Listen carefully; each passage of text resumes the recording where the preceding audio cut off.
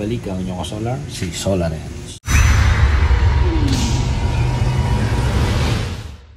So, eto meron na naman tayong for review, no? At kagaya ng mga nauna na inverters ng Samdon, ayan, ay binubuksan muna natin. At tinitingnan natin ano yung outside features at saka yung sa loob, titingnan din natin yan.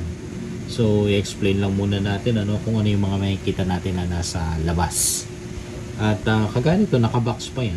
So, papaliwanag muna natin kung ano ang rate nito na power at ilang voltahe at ito ba ay may kasama o walang kasamang solar charge controller at anong uri ng solar charge controller yon. So, itong inverter na ito ay isang klase ng hybrid off-grid solar power inverter.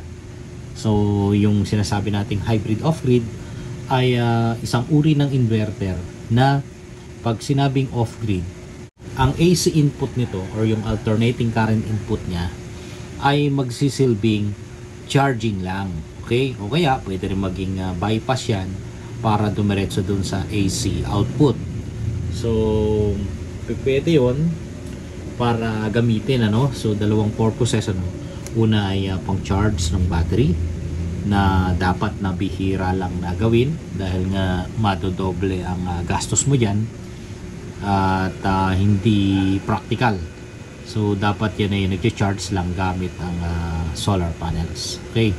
So kaya siya sinabing hybrid off-grid dahil yung kanyang MPPT na solar charge controller at ang solar charge controller nito ay 60 amperes.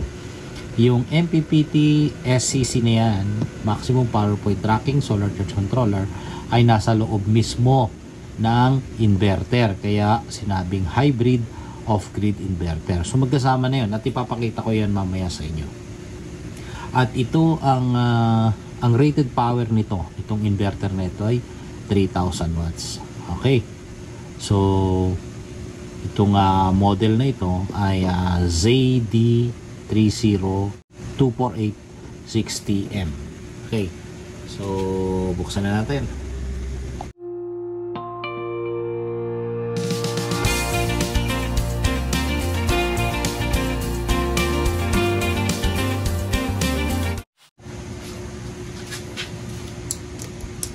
At ayan, no? Pero medyo mabigat-bigat ito. Mabigat. At makikita rito no, mga ka-solar, napakanipis. Ang nipis nitong battery cable. 10mm squared lang. Ayan no. 10mm. Napakaliit no. 48 volts kasi. So, merong formula dyan kung paano kino-compute. At dahil 3 kilowatts siya, divide mo sa 48. At mayroon pang factor dyan, power factor. Ito ang nasa loob niyan. Ayan. At ito yung mga screws. Maganda to kasi stainless. Hindi kinakalawang. Siyempre, stainless nga. At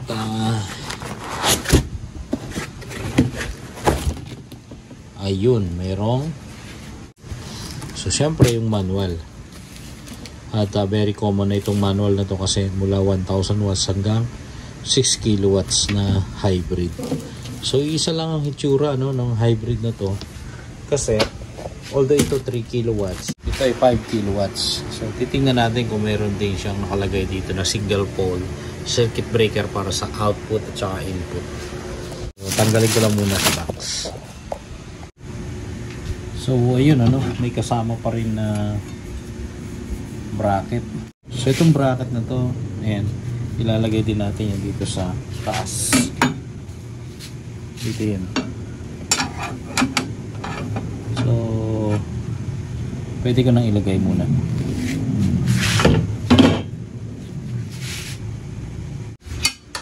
Para madali natin ma-mount mamaya. Okay.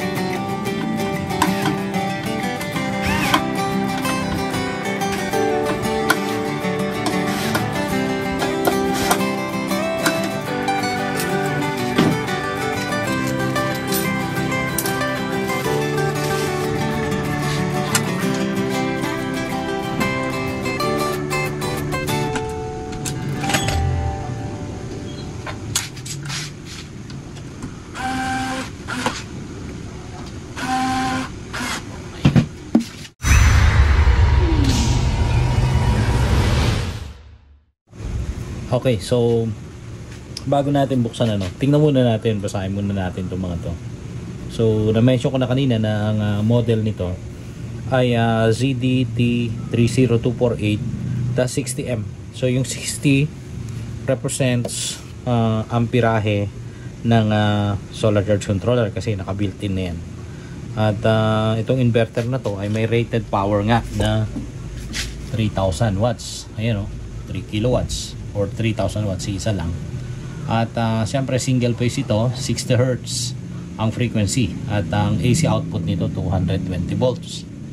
And yung battery input, although 3 kilowatts, pero malaki yung battery input niya dahil 48 volts. Okay, 48 volts kung sa lead acid, pero pagka lithium ang ginagamit natin, ang nominal voltage niyan ay 51.2 volts. Okay, so sinasabi rito yung battery type, pwede lead acid at saka yung lithium. And pwede rin sa AC charger mode dito magiging functional ang AC input kung ang voltage na pumapasok dito sa AC input ay nasa 170 volts AC hanggang sa 275 volts AC. So ibig sabihin kung 169 yan, yung volts na yon, o kaya 276 pataas, maaaring magkaroon ng error code na lalabas dun sa gitna. At yung AC output nga natin, nasabi ko kanina yan na 60 Hz at single phase. So yung AC charging current natin dyan na nakalagay, 0 to 30 amperes ang adjustment yan. So ibig sabihin from C0 hanggang C6. At ito naman, information about solar charge controller. Ang sinasabi dito ng mga ka-solar, maximum PV array input 150 volts. So paano yun? 150 volts. Since 48 volts ito, yung 150 volts input, yan ang maximum niyan. So ito mayroong maximum PV array power na 3.360. At kung magkakaroon ka ng 6 na piraso na 500 watts, okay? So 6 pieces na 500 watts, since nasa 51 volts ang VOC nun, ay medyo alanganin ka. Kung ang gagawin mo ay 3S 2P, na ibig sabihin 3 series 2 parallel. So mas magandang gawin yan 2 series and 3 parallel. So ano mangyayari doon sa voltahe? So pag nag-series ka, tataas yung voltahe. Since 51.7 ang voltage ng 550 watts, mag-a-add up lang yung 51.7, 103.4. So pasok naman yan doon sa 150 volts. Pero yung amperahe ng series na ginawa natin, na sabihin natin 2 piraso lang, ay tataas yung amperahe nun. So since ang parang natatanda ko nasa 14 ampere ang current ng panel, ita times 2 natin yung 28. So gagamit tayo ng 32 amperes na circuit breaker, pero yung DC MCB at tawag doon. Okay, so ganun lang, madali lang naman laruin yan, either series or parallel, para makuha mo yung tamang voltahe, yung VDC, yung voltage direct current, at yung tamang power na gagamitin mo sa solar panel dyan. Okay, so tingnan natin ang ibang features nito. So ito mga ka-solar, dito sa leftmost column, nandyan yung positive at saka negative. So single string ito ng solar charge controller, at dyan natin ipapasok yung PV cable. So pag sinabing single string, iisa lang yung MPPT niyan. At yung sinabi ko nga na combination ng series at saka parallel ng solar panel ay pwedeng gawin para makuha natin yung tamang voltage requirement or yung PV input voltage requirement, at saka yung tamang power ng solar na pwedeng gamitin at hindi mag-overpower naman at mag-error kasi yan. So ito yung sinasabi ko na AC input na connection para sa charging, and at the same time pwede ring mag-bypass yan if in case na malobat yung battery. Yung D3 natin, D3 na function nitong inverter ay magiging D1 at automatic yun na mag-charge sa battery, at depende sa charging voltage or utility charging amperes ang gagamitin mo.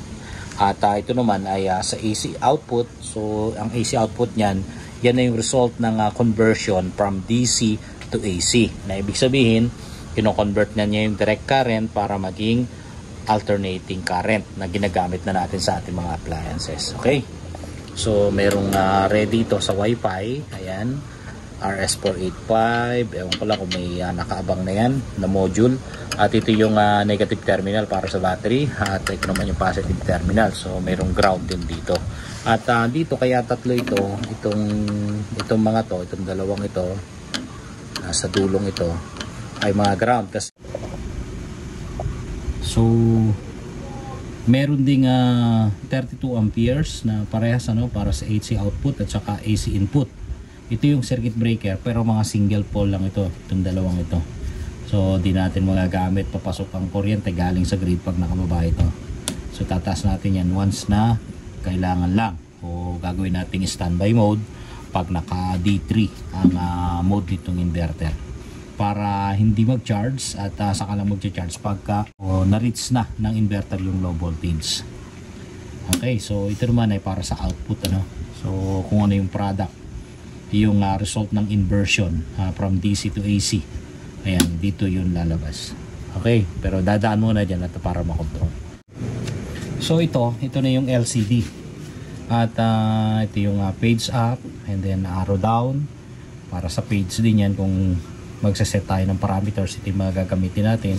Pero dito natin ipipress na mabuti para lumabas yung parameters na gusto natin doon at mailipat-lipat natin using page up and page down. Pero bago natin magawa yung kailangan ma-power up natin ito na nakakonect na sa 48 volts na battery. Okay, so ito yung mga indicators yan. Yung AC na pinakita ko kanina, yung AC input dyan sa gilid, iilaw ito once na merong connection. At ang ilaw niyan ay kulay green. So AC input supply ang tawag doon. At ito naman yung sa battery, yellow yan. So pagka flashing yung color nito, yung patay-sindi ay ibig sabihin niya nag-charge. So either galing sa solar panel o kaya ay galing sa AC input. Pero pagka biglang lumuwanag na at nag-steady o nag-stay, ay fully charged na yon. So ito namang INB, inverter ang ibig sabihin yan. Makikita mo na magpa-function yan pag naka-yellow yung inverter. At pagka naka-yellow, nagpa-function yan.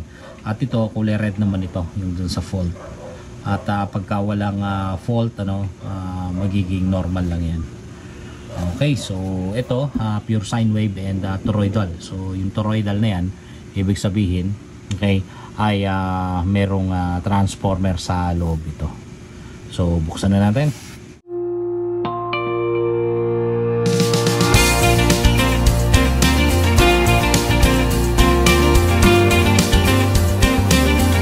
So ayan, nabuksan na natin. Tingnan natin yung loob. Ayun. Buti na lang mahaba yung wire nito. Ayan. So ito na yung LCD, itong portion na to. Yan na yung sinasabi ko kanina na page down, page arrow para sa setting. Ayan, ang ganyan. At ito yung malaki, yung core na nakalagay, malaki itong transformer. Low frequency, toroidal. Kaya merong ganito kalaki na transformer. At ito na yung 60 amperes na solar charge controller. May sariling fan. Ayan. Check ko nga, DC. So DC fan naman ito, DC. Ayan. At ito DC din, pero malaki itong fan na para dito sa inverter. Ito na yung inverter, at nasa ilalim niyan nandiyan yung mga MOSFETs na nakadikit mismo diyan sa dalawang heatsink. Hindi na natin makikita yan sa loob. So ito yung para sa Wi-Fi sa GPRS. Ayan, Wi-Fi ito. At yung mga single pulse na dalawang piraso na circuit breaker para sa AC output at saka AC input. So ito na yung wire papunta sa solar charge controller at galing ito doon sa terminal na kukonekta sa solar panel. Malaki din. At yan ay tumuloy na dito. Ayan, dalawahan pa, no? Capacitor. Ayan. So far yan lang naman ang laman nito niyan sa loob. So yung RS485 na communication, walang laman yan dito. Ayan, ito. Wala yan, nakaabang lang yan dito. Pero wala naman. So yun mga ka-solar, ito lang, napaka linis lang, napakaganda ng loob nito. At malaki yung core. So susubukan ko ng i-mount, please maihanay dito sa mga kasama na inverter. Yan. So maraming mga wirings na ganyan lang muna kasi for testing lang naman yan. Tatanggalin ko rin yan pagka maayos ko pagka natapos yung testing natin kasi may mga load testing pa tayong gagawin. So ilalagay ko muna doon yung inverter. Okay, so yun.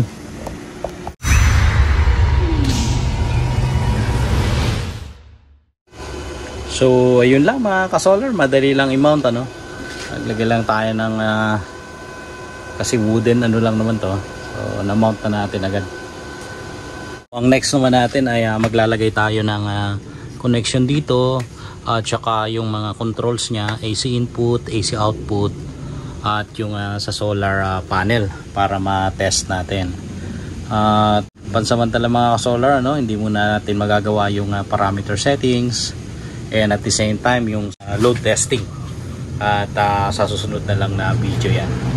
So dito na lang muna mga ka-solar, ang ating video dito sa 3 kilowatts na 48 volts Samdon hybrid off-grid power inverter. So usap tayo sa susunod na video. At muli ang inyong ka-solar, si Solar Renz.